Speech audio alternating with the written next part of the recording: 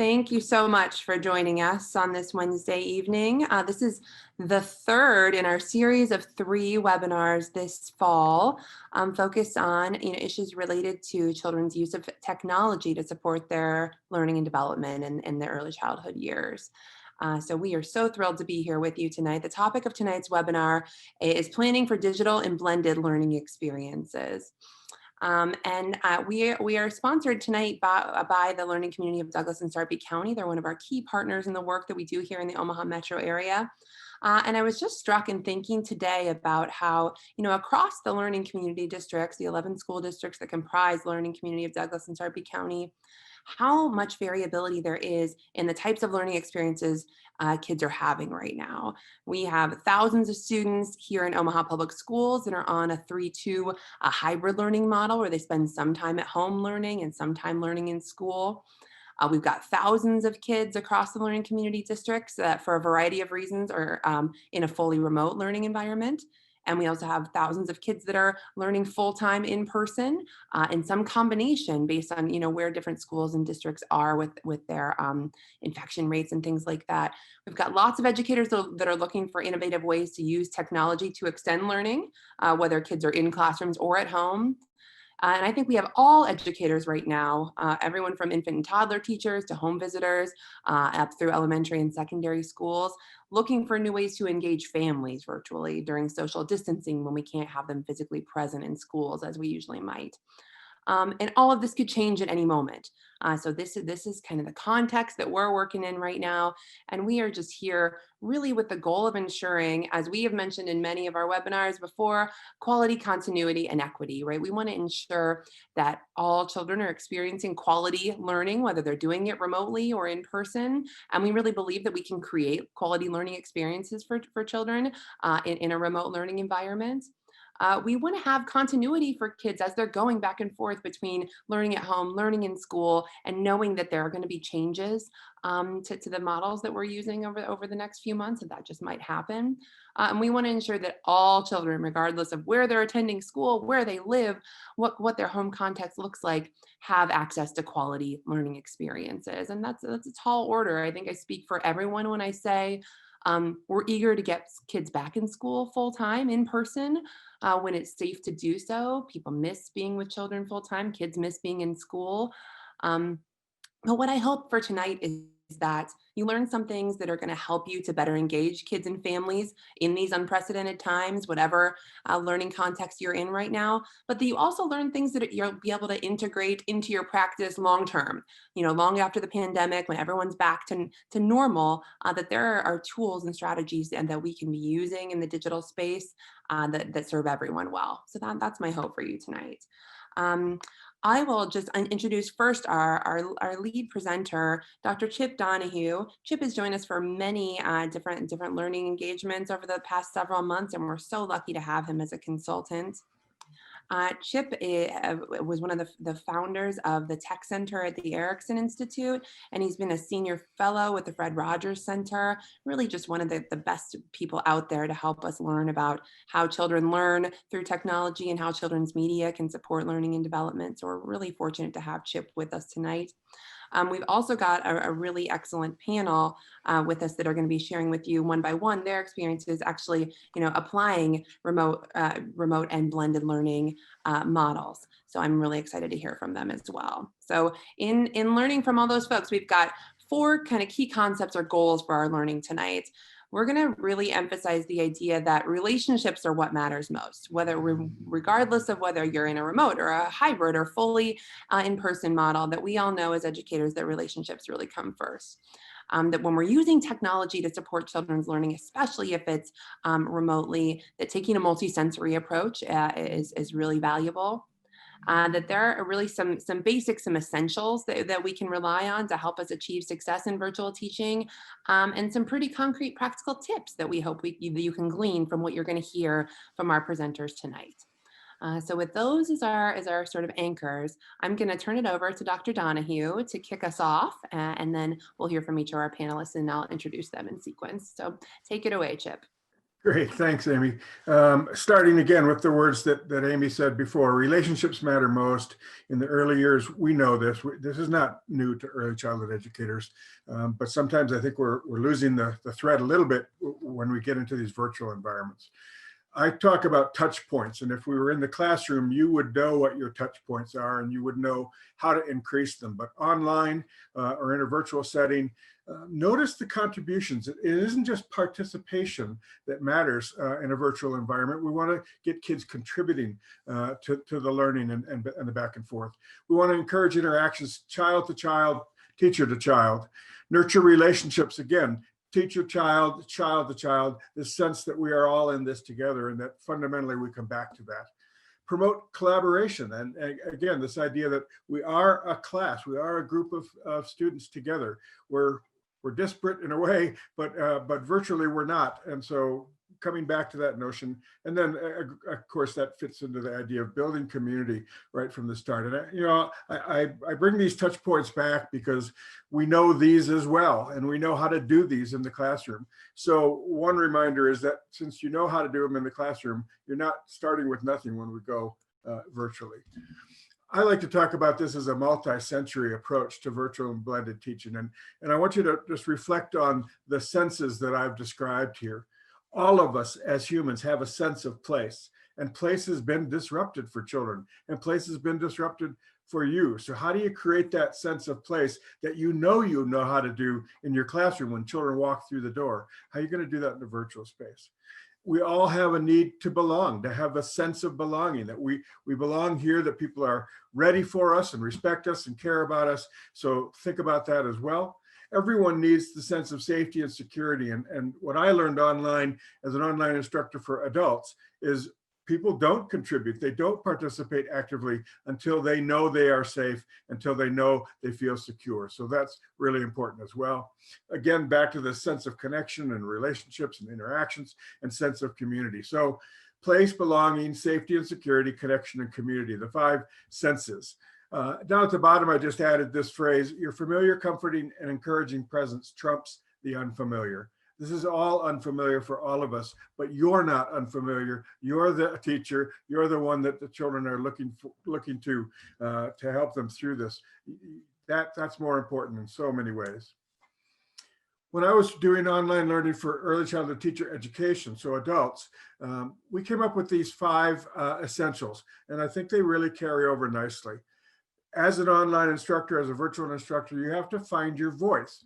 How do the children on the other end of this know what you care about and who you are and what your passions are and what you get excited about? That's voice, and you need to find ways to share that. Establishing presence is critical. It's this notion of how do they know you're there? They've logged in. How do they know where you are? And so creating this idea of being together and using language that says that we are together is really important. And I want to stop for a moment and say, you also have the responsibility to make sure students find their voice and students learn how to have a presence as well. So it starts with you, but then it becomes very dynamic across all the participants.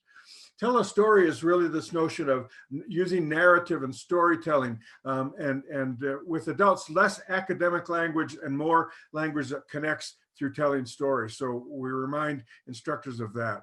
Feeling the rhythm turns out to be important, and you're already going through that. Some of the rhythm is what mode are we in at this particular time? But when you're in a virtual environment as well, how does the day go? Again, you know the rhythm of your day in the classroom. Think about what the rhythm needs to be and can be online. And then again, I keep saying these same things, but this notion of building community. When children feel connected to each other and connected to you, then the learning can happen in a powerful way. A couple of tips before we hand off to our amazing panelists. Recognize how classroom and virtual teaching inform each other. It's not one or the other. You're a great classroom teacher already. You've got that down. You know the kids, you know development, you know good teaching practice. That will carry over into your virtual teaching. But you may be surprised to find as you spend more time online, that you learn some things there that can come back into the classroom. And I think Amy was nudging us in that way in her opening comments. You need to connect the real classroom with the virtual space. So when we are together virtually, we are still in class. That's that sense of belonging, a sense of space. And how do you do that so that children see the connections back and forth between the two? And then when we're in virtual learning, how does that connect to real life? Because if it all just lives on the screen, it's not helping children connect what they're learning back into their current real life situation and to carry forward into the classroom. We need to determine the optimal mix of asynchronous and synchronous kinds of activities. And I know some of you have been struggling with that. We're going to hear more about that in just a moment. We can use a variety of group and individual and self-paced and off-screen activities. You know all those things. I just highlight the end, off-screen activities. A lot of concern about young children staring at screens all day long. What can we get them to do where they can leave the screen and go away and do something and then come back? And then I think it's important to provide daily prompts for family interactions and a family activity that the family can do together offline. So this notion of you making an explicit connection between the child who's learning at home, the child who's learning surrounded by family, and how the family is contributing to that learning and how the family can have an advantage of this time. And we're not losing this time while we're online together. So I'm going to stop there. I'm going to come back at the very end with a couple of other tips to share with you, but I'll hand it back to Amy right now. Thank you so much, Chip. Thanks for setting the stage for our panel that we're going to really hear some pretty concrete examples, I think, of how people are bringing some of these key concepts to life right here in Omaha in a variety of different contexts and several different roles. So I'm really excited to hear from the panel. We'll hear from each of them for a few minutes, and then we'll have some time for questions and answers. So a couple of reminders: if you go to the chat box and you look at the little blue box, make sure that you're tuned in to be sending your messages to panelists and attendees so we can all see what people are thinking. Please feel free to drop questions, comments, wonderings in the chat throughout, and we'll get to those at the end of the presentation. So hold those there and please feel free to interact and chat there, and we'll have a Q&A at the end. Okay, so first off, I'm really thrilled to be welcoming Megan Rogers, who is a kindergarten and first grade teacher at the Omaha Virtual School through OPS, and Mark Dowling, who's a second and third grade teacher at the Omaha Virtual School here in Omaha Public Schools. They're going to talk to us a little bit about how they have been able to engage learners remotely for several years now. So take it away, guys. All right. So Megan, you want me to do this or you want to do this? No, go ahead. Give an introduction. All right. So I've been, this is our 5th year for the Omaha Virtual School. And so I'm the second and third grade teacher. I was a third grade teacher many years ago for about 5 years, and I was a technology teacher for about 14 years as well. So this is kind of like a little split between both of those things. So if you want to go to the next slide there. Mm-hmm. Yes.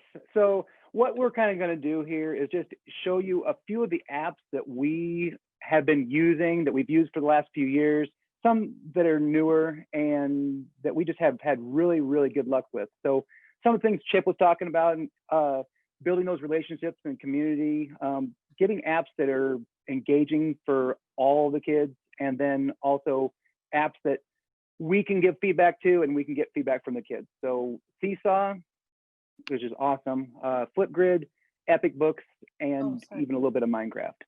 No, that's fine.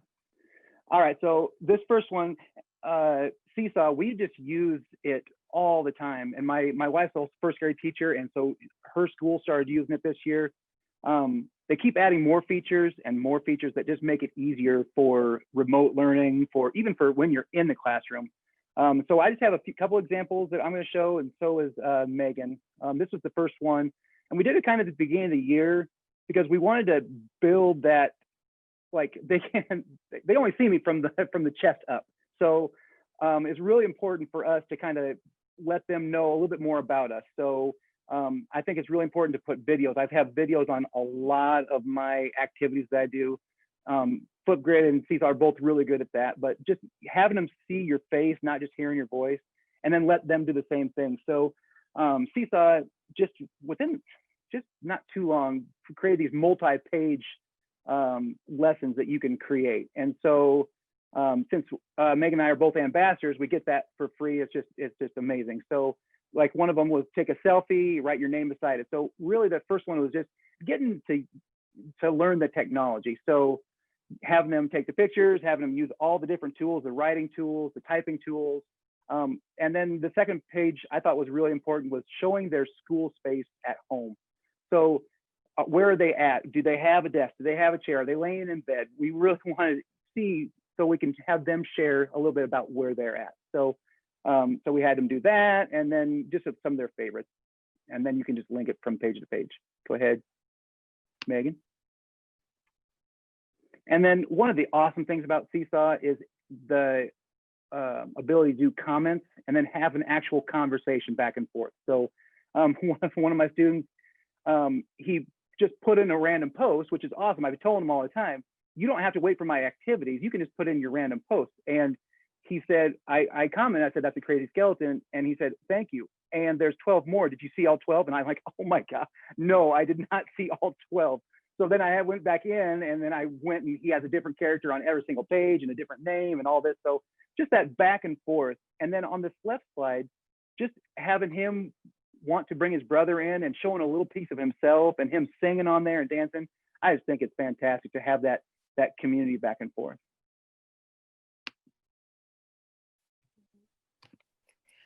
All right, so my name is Megan Rogers, and I'm the kindergarten and first grade teacher at the Omaha Virtual School. I've been teaching with Mark for the past 5 years. I also love using Seesaw. It's really easy for the students to navigate and things like that. And so one of them that I really like to do at the beginning of the year, they have a journal in Seesaw. And so usually they just get a random animal picked as their icon. And so I always like them to design their icon. So they get to use the drawing tools and just be creative and do, you know, something that represents them. So that's one of the activities that I really like to do. And then another one, a lot of my kids, kindergarten and first grade, want to do show and tell. So show and tell is a big thing, and we don't necessarily always have time when we're online to do show and tell. So I created a show and tell, a virtual show and tell. And so a lot of them just randomly will come on and post videos or take pictures of themselves in different spots or share things that they love from their home.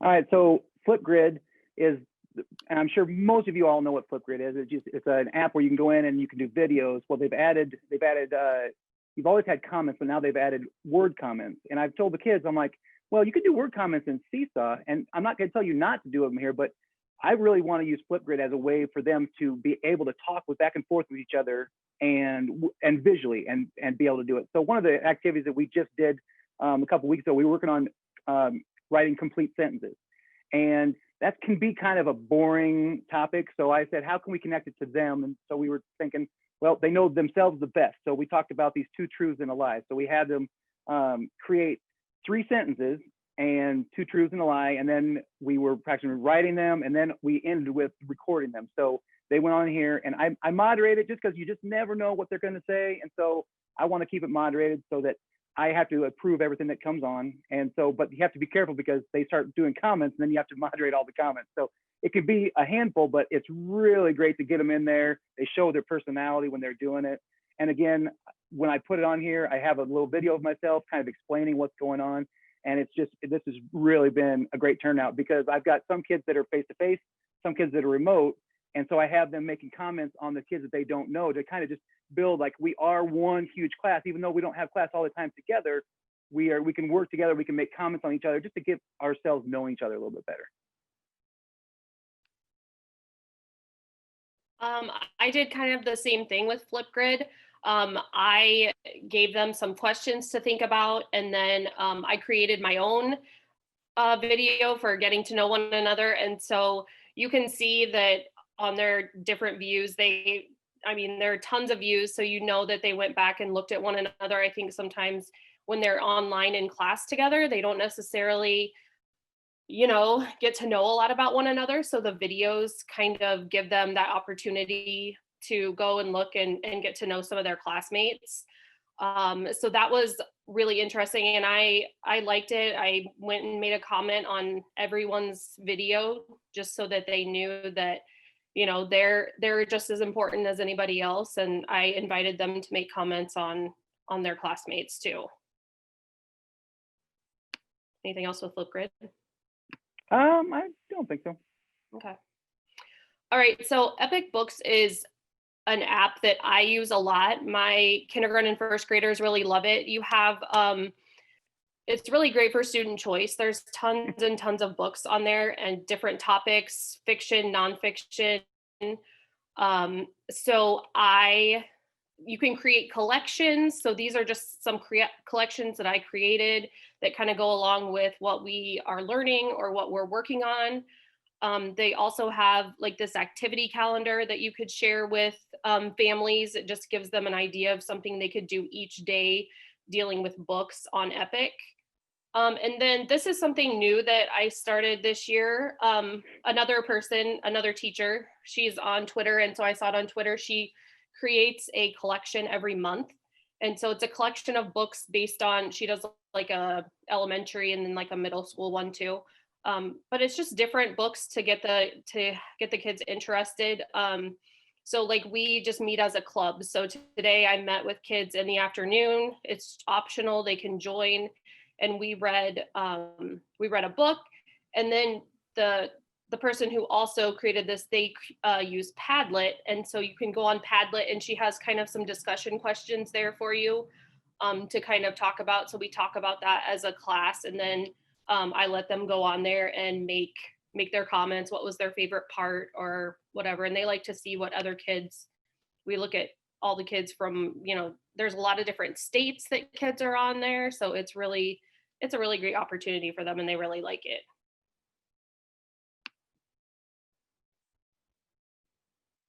All right, so our school is starting. We're starting to have our clubs, and so I'm planning on doing this Minecraft club. So we've been kind of demoing it in class, because so one day a week we see kids face to face, and then I see some other kids that are remote, and so Minecraft has really gotten great at adding content and adding reasons behind what they're doing. And so they have these monthly build challenges.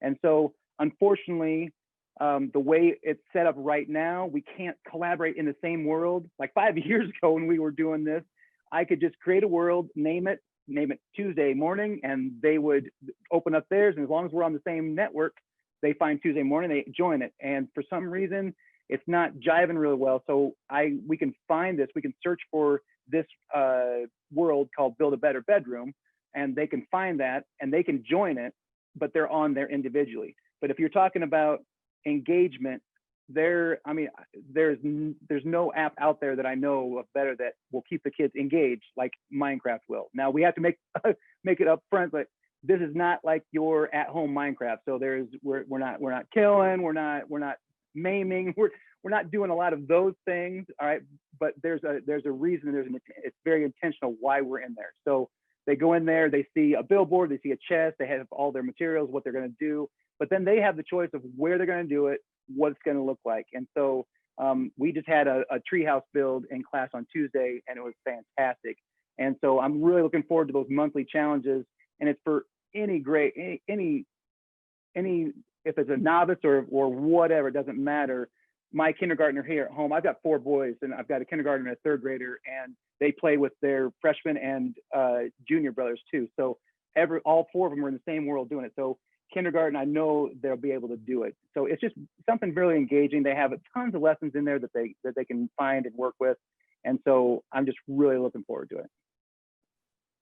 And I don't know, Megan, I don't know if you've used it at all or if you have in the past. But I've used it in the past. I haven't used it yet this year. Some of my students, they don't have a lot of experience with Minecraft, so we kind of wait a little bit and do some stuff the second semester, but they like it though. But they can pick it up fast. But that's what we've got. Hopefully, Amy, that was okay for the time. I don't know if we went over or under or what, but I think you are spot on. You did a wonderful job. And super practical, super informative.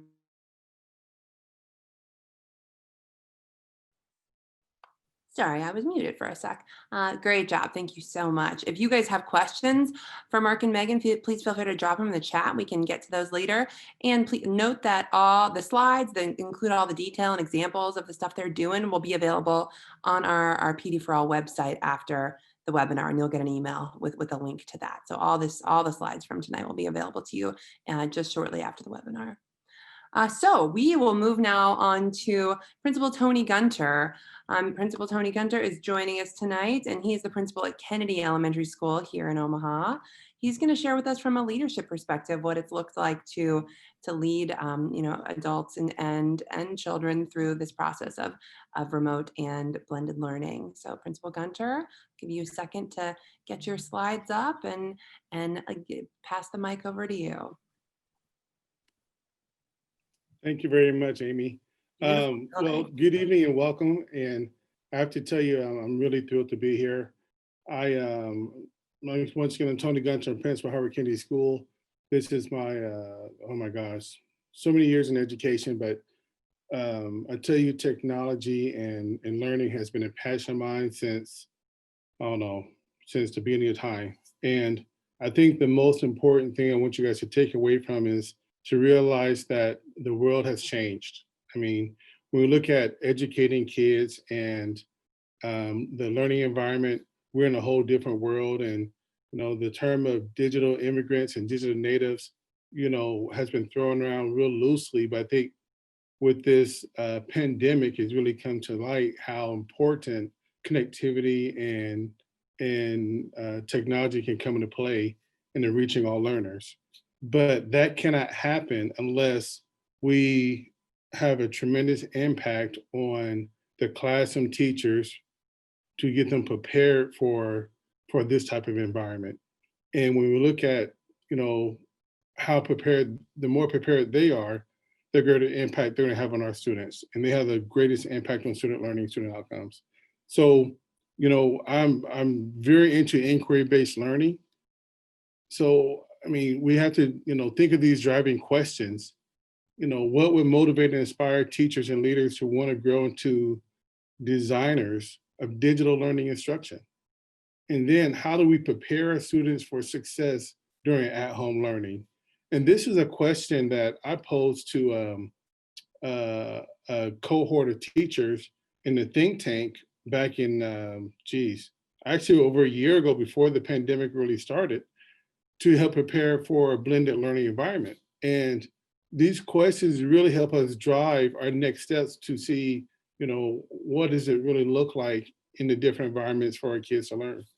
And a lot of buzzwords kind of came out with blended learning. Then you look at, flipped learning and remote learning. So I'm just going to run through, blended learning is a combination of brick and mortar, but at home learning. But, it's not that, it's not when kids go remote and then they come back. There's a lot of work that happens in between.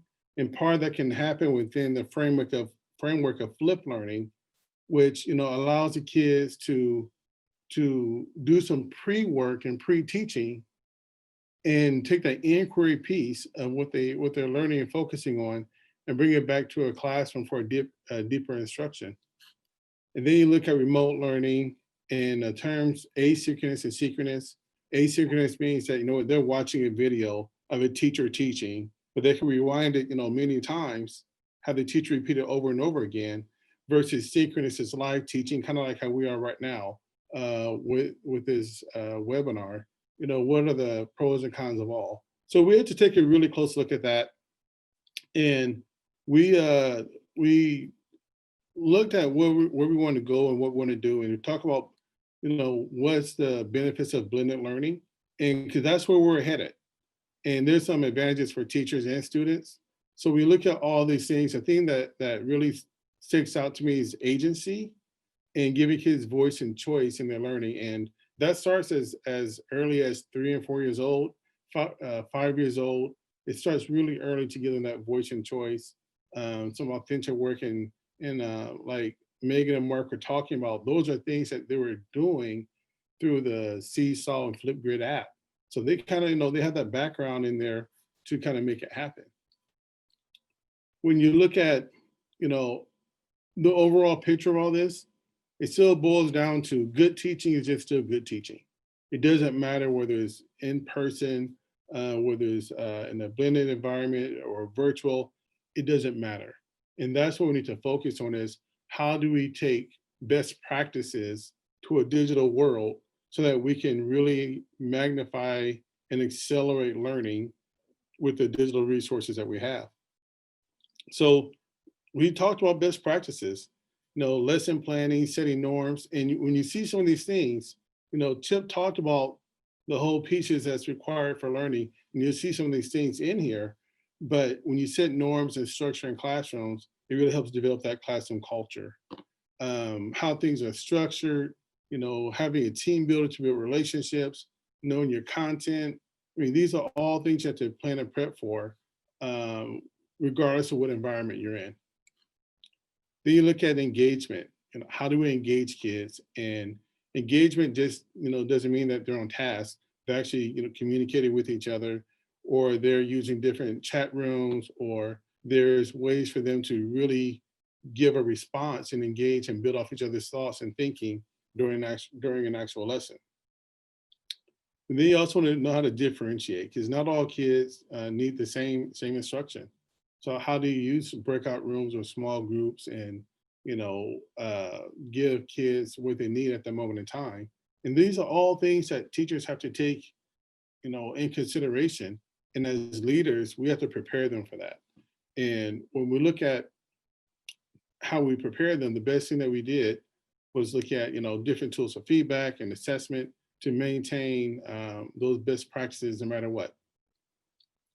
So when you look at this slide, and I tell you, I love this slide because this was a lot of work. And I mean, this is like a final product of the work that we did as a school. But when we look at, the very top line, the questions to consider when planning, you need to know your purpose. Then you go to the next column. Okay, when you're in the physical classroom, here's some things that you might want to know when you plan. Then you move to the next column, is the first question and the next question prior to that, asking, what can my students complete ahead of time to maximize in-class time? That's so critical. And then you can see the remote and distance learning there, to where when we talk about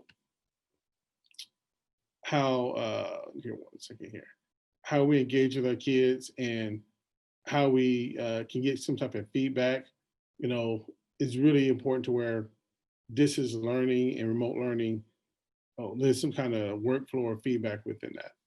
But all these things are just, you look at this is a 5E lesson plan, but these are all the things that we considered when we looked at, going to a remote environment or a blended learning environment. So I know I'm not going to read everything here, but like I said, a lot of these are just really good practices that we do each and every day. Workflow, probably one of the most overlooked things. And when I talk about workflow, I mean, what tools or resources are we going to use to give and get information to assess for learning? When you look at, Teams is one resource that we use as a district. They mentioned Seesaw or, Clever. These are just ways to either send or receive information, or gain an understanding what a kid has learned, or even to communicate with parents. But when you talk about tips for quality virtual instruction, I mean, make sure you communicate the link early and make sure people have the information, parents as well. But it's a FILO method, first person in, last person out. The last person out should always be the teacher. If you leave a student in there, sometimes, in a virtual world, they can get creative. Students to be attendees and not presenters. And you'll be very surprised with how many parents would get on as well. So you don't want them to control things. and have a co-pilot. I mean, watching Megan and Mark, even co-pilot that is really helpful with each other to where it's not really dependent on one person, but they could tag team things and watch different chats and everything during the instruction. If you have a place that you want to record lessons, set that up. And you have to keep in mind, some students who have probably one device, if it's an iPad or a desktop or something like that, so that when you're trying to do things, in the classroom or virtually, just keep that in mind. We had a student who was actually hearing impaired during summer school, and we had to give her a second device so she can pin her communicator or translator in the classroom teacher and get all the instruction at the same time. So there's some creative ways of doing that. And then, make sure that it's accessible. Think about what you're going to use and is it accessible by everyone, regardless of the device that they have, whether it's a Windows device or an Apple device. Make sure it's accessible by everyone. But this is one piece I think a lot of folks overlook is the common sense media piece, and this isn't just for students, it's also for the families and adults. So we kind of had to help prepare and support parents because so many kids look at digital devices as entertainment, and we're trying to transition them from entertainment to learning and education to educate them. So they can spend hours on it. They're kind of born and raised on those things. So we're trying to find a way to, educate everyone. And like I said, this is the commonsensemedia.org website. There's different lesson plans. So we even push it down to our early childhood teachers to make sure that they communicate this with parents and share all these resources with them so that they have a greater sense of awareness of how to support their learners. And then at-home learning environments, kids love structure. Parents love structure. Make sure they have schedules, class norms, calendars, all the logins and passwords. Organize it, help them organize it all. No matter what the age group is, we put these little science fair board dividers and made it for all the students so that they can have a home desk. So when learning is happening, everyone knows. And we can, you could design that to be age appropriate no matter who the kids are, because the content information on that board is pretty critical for families to know. So, I mean, when you look at that piece, we talk about how to get information to people and everything. So QR codes are wonderful. It's one of those things that, every smartphone out there has a resource to scan and go to different things. And our teachers, they had an actual video that scanned to that, and that video just is like a way to break the ice and get them into the school before they actually attend it. Just to see the staff, to see the environment, and parents just loved it. I mean, and it kind of brought them into the building without physically having them there for their safety. So they saw the staff and met them and really enjoyed it. And then the last couple slides is really, the at-home learning. And this is done once again by my early childhood teachers. They created a math choice board and a literacy choice board. And what this board basically did, they created a video for every skill, for everything on this page. They sat and they made videos. And of course, we sat down and we talked about what's the best way for them to access the video. So make sure it plays on any device. We brainstormed through that, and I tell you, I was blown away and amazed with the final product that came out of this. And unfortunately, this is a PDF, and if you actually want this, I can find a way to get it to folks to see the videos and watch how my teachers did that. So when you look closer at it, there's a letter hunt, find an object around the house. I start with the letter, whatever, and the teacher models that on the video so that they have an idea.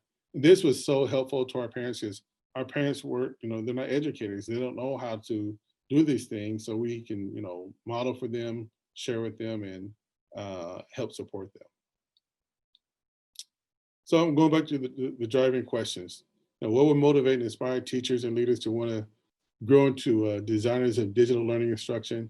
And how do we prepare our students for success during our home learning? And I tell you, it's a journey. And as a leader, I start reading books, and two key books that inspired me was Blended Learning in Action and Bold School. Those are two great tools where most of this content came from. And I tell you, it's one of those must-haves, and they're quick, easy reads, must-have to really harden yourself and help start your digital learning. And that's my last slide. Thank you so much, Principal Gunter.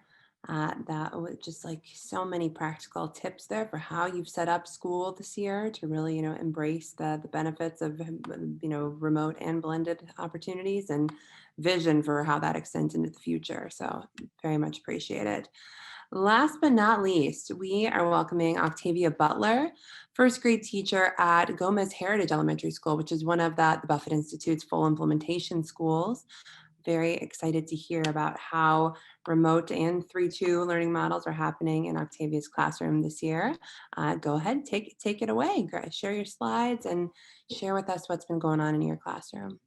Thank you so much. Again, my name is Octavia Butler. My pronouns are they, them, theirs. And I'm a first grade teacher at Gomez Heritage Elementary School in South Omaha. And I also work as an educational consultant with Minnesota Humanities and their OPS strategy. And I come to this presentation with you today as a storyteller. That's really the heart of what I've embraced in my classroom over the last few years. So my story this evening begins with my 2020 New Year's resolutions. And this year I had made a resolution to make new friends.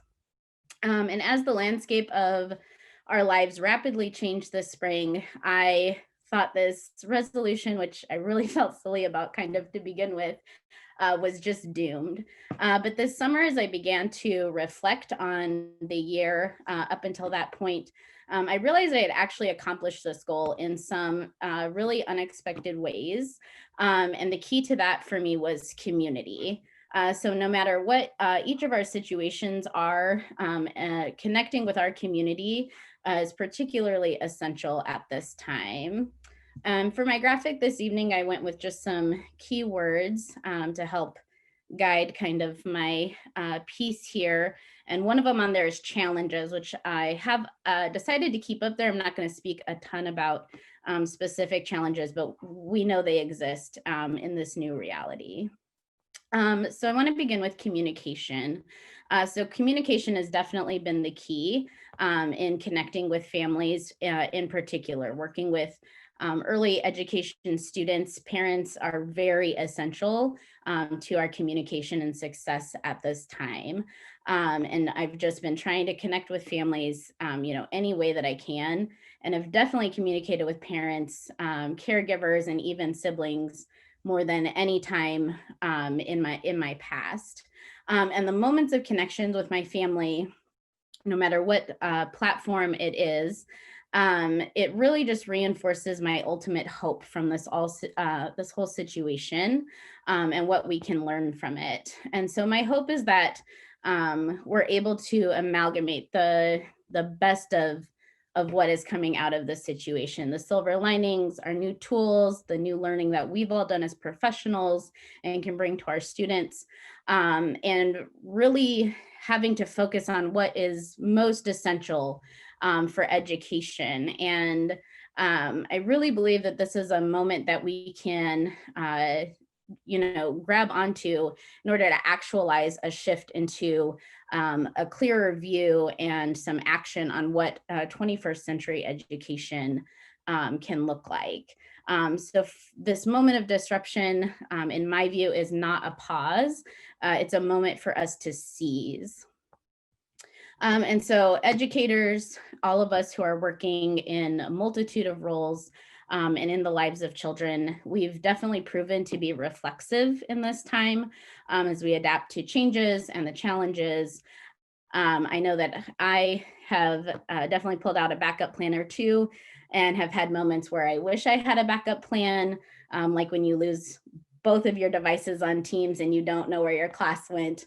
It's a terrifying moment with first graders.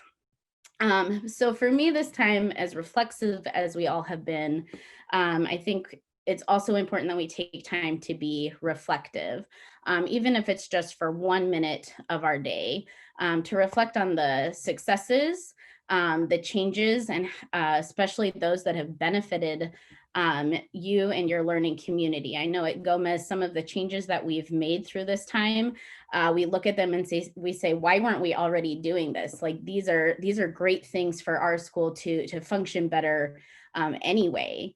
And so for me, excuse me, I know that people often say that education today is no different than at any point, at least in the view of US history. And that can feel really true in a lot of ways. School, the way that it is now, there's still a lot that I see that, resembles my own education. But what is also true is what we know is best for children. And so I'm hoping that we can, to echo Principal Gunter there with those best practices, to really raise those up, ensure that we have flexibility in our planning, and ultimately focus on bringing what's best for children to the forefront, regardless of the space that the interactions occur in. So just Monday night, I attended a virtual session with Dr. Sandra Duncan with Nature Explorer, which is out of Nebraska City, and Dimensions in Lincoln. And the presentation was on creating space. And listening to Dr. Duncan, I literally had chills just the whole time of her presentation. It was phenomenal. And a key takeaway for me, particularly as it relates to virtual and blended models of teaching, is the idea of place. So Dr. Duncan in her presentation illustrated that concept as an intersection of children and the spaces that we provide them. So we can work to ensure our virtual environments are still a place for children. Our community of learners can be held together through our shared experiences. Currently in my hybrid model of the OPS school district, I've been doing this by relating common experiences between my two in-person cohorts. So recalling something relevant that a student in the other group may have shared a previous day, or bringing that up in conversation with my full remote students saying, oh, someone said this in class today, or we did this with the reading assignment today. How did you like the story? Just making those connections that we are all doing the same things and just in different ways at times. And then a big hit lately has been wanting to see one another on camera.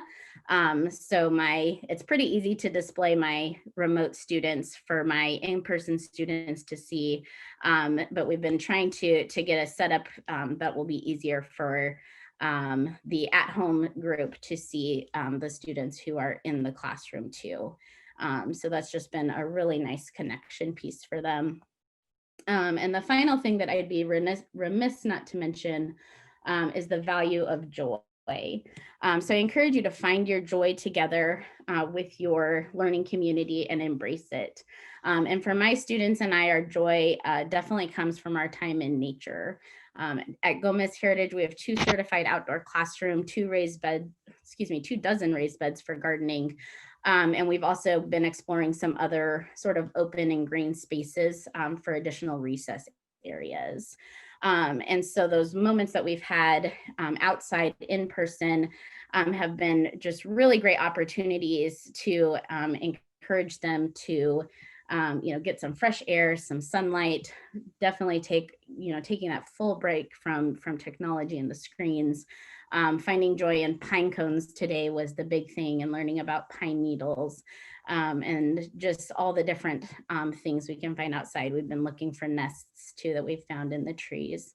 So I just encourage you to lift up those moments of joy and use them in order to pave a new path forward, so that we can pave it to form 21st century education, and create it in the ways that will be most joyful and supportive for children and educators. Thanks. Thank you, Octavia. And thanks to all of our panelists. It was just so great to hear the strategies that you're using. And I'm sure that our audiences appreciated that as well. So we're going to switch now to our Q&A. We've got some time left. I'll pose a couple questions, and I want to invite people to post questions in the chat if you have them. I'll prioritize those in our limited time. Please, we'd love to hear any wonderings that you have as an audience. I will mention, as folks are, if you need to log off a bit early, I just want to encourage you, as you're logging out, you're going to see a survey pop up. Please complete that very brief survey for us so we can make sure that we know what you liked, what you didn't like, what you want to learn more about in the future, and continue to respond to your needs. So with that, without further ado, I have a question that I'll pose to anyone in the group who wants to jump in. Several of you touched on this in your presentation, but I'm just wondering how has it been, and what tools have you used, what's worked, what's not worked for engaging families in this new, virtual hybrid, just different space that we're in now? And some of you have been doing this for years. So how do you engage families if when their student is not physically with you every day? I know for me, my biggest success, especially in the spring, has been having a Google Voice number. So being able to text reminders to families, even if it's to guide them to, go look at a seesaw message or those kinds of things. For our families, it's been the #1 preference for. Cool. Text messaging through a Google Voice. Yeah, nice. Okay. Other thoughts, strategies that you found that work? We utilize the Class Dojo, super simple. Yeah. And our parents love it. And it didn't matter, like I said, once again, what tool they had. So it was accessible for everyone. And, we've been using that for maybe like 3 or 4 years now. Nice. We just kind of stuck with it. We didn't want to give them something new that they're already used to. Right. Mark, Megan, anything working for you? We like to use the phone. We have good old-fashioned phone. I like that. We go high tech. No, we really. I mean, and I think somebody else mentioned it. And maybe it was Octavia, that she's had more conversations with parents this year than a lot. And I really don't know why for us that's been true. I think the more we're into what we're doing and what we know works for parents, it makes us want to do that more. So I think we've had a lot of conversations with parents, a lot of conversations with students. And so, yeah, just making those phone calls is really positive and negative. Have been really good for us. That's great. It's almost an impetus to just put a little more intentionality into those family contacts than we maybe have in the past. It's great. I'm glad to hear that. I'm wondering, what have you guys learned from teaching in a remote environment, leading teachers teaching in a remote environment, that you'll carry forward, that you'll be using, that will be added to your toolbox when you go back to a fully in-person situation, if you do. Some of you are teaching remotely as for the long term, but what can be translated past the pandemic? One thing that we've been really trying to push is student agency, allowing students to really be engaged in their own pathway of learning. So we want them to be inquisitive. They have the resources, they have the tools, so that learning doesn't always have to happen at school, or it doesn't have to be driven by an adult. Learning happens all the time. And when they have the resources at their fingertips, YouTube is one of the top search engines in the world, because even as an adult, when I want to learn something or I'm working on something, what do? I look it up. Oh, that's how I do it. So, how do we take that and transition that to, student agency, and at the same time, the things that we're doing as good practice as educators, it shouldn't stop.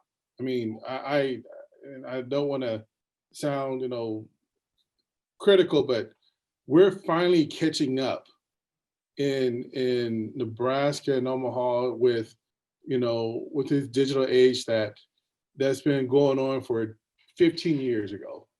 And I think seeing what the key next steps are as a city with, citywide Wi-Fi, that kind of things, I think that's gonna be our key next step. Keep it going, don't stop, but get our students to be build their agency around learning. That's a great positive reframe and all the, the technology use that we're doing now. It's really for the future.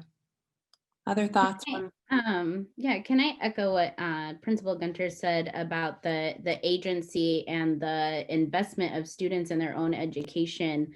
Because in the springtime, when particularly for our older students, as soon as they heard that they weren't getting graded, they checked out. They were not going to complete those assignments. And so that really made me start to think about what can we provide that would be intrinsically motivating enough for students that they're not there for the grade or, to get that scholarship to that school or play that sport, those extrinsic values from the education system, but how we really, can hinge on what is intrinsically valued for our students and how we bring that into the classroom to get that investment from them. That's so great. And man, that's the right question to be asking all the time, right? How are we cultivating intrinsic motivation? So what a great opportunity to reframe that. Excellent. Well, I want to save a few minutes for Chip to jump back in with some closing comments and thoughts for us. Please, keep an eye out for the materials that'll be posted online. And if you have questions for our presenters, that there can be opportunities for you to share those with us, and we can try to get answers for you. And sorry that we didn't get to as many as we might have in our limited time together tonight. But Chip, any final words for us? Oh, Chip is muted. Oh, let me see if I can. There Okay. we go. All right. So thank you for that. And thank you to the presenters for inspirational ideas and thoughts. And to me, connecting the dots between what we already know how to do and what this new world is requiring of us. I was a senior fellow at the Fred Rogers Center, have been for 10 years. And it just occurs to me that there's some things Fred could teach us about hybrid and virtual learning that are used ticking through. So just a couple of quick thoughts. First, the teaching and learning are never remote. Fred would not have liked the term remote learning. So this notion that relationships matter most and it's about connections, another version of the word remote that he would have really resonated with. Bring your whole self to teaching, and we just saw wonderful examples of how you're all doing that. And I love the notion from Mark of whole teacher and what that means visually as well as psychologically. Slow down, use that calm, reassuring tone and a gentle pace that Fred was so famous for.